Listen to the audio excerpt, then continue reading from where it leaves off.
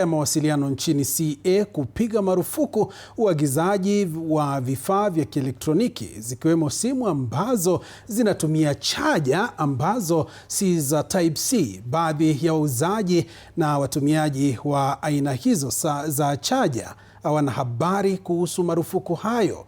Mwanahabari wetu Mwaluse Meshak ametangamana nao na kutaka kubaini iwapo wana ufahamu wa marufuku hii. Baadhi ya maduka ya kuuza vifaa vya kielektroniki vikiwemo simu za mkononi hususan zinazotumia chaja ambayo si ya Type C, wauzaji hawa hawana habari ya marufuku iliyotangazwa na mamlaka ya mawasiliano nchini. Simu nauza zote Type C na micro, na ukiangalia kwa duka kama hii duka yetu kuna chanja zote.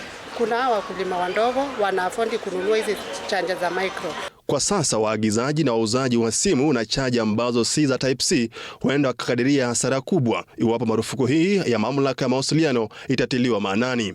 Naweza enda hasara juu watu wengi wenye nauzia ni wenye ubai normal charger, simu za normal. Kwa mujibu wa mkurugenzi mkuu wa mamlaka hii David Mugonyi, simu zote mpya ikiwemo simu za kabambe lazima zifuate viwango hivi vipya. Je, wauzaji na watumiaji wa simu ambazo hazitumii aina hii ya chaja wana habari kuhusu marufuku hiyo?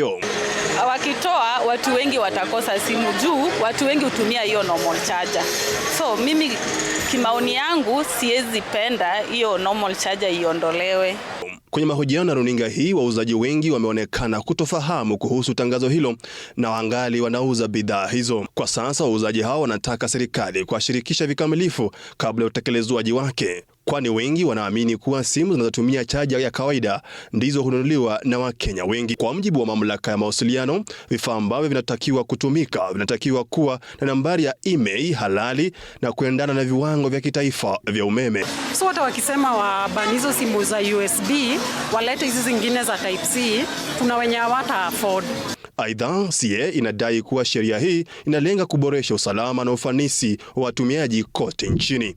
Baada ya mamlaka ya mawasiliano nchini CA kutangaza kwamba imepiga marufuku kuagiza kwa bidhaa zote ambazo zinatumia chaja ya Type C, Wakenya wengi bado hawana ufahamu wa swala hili.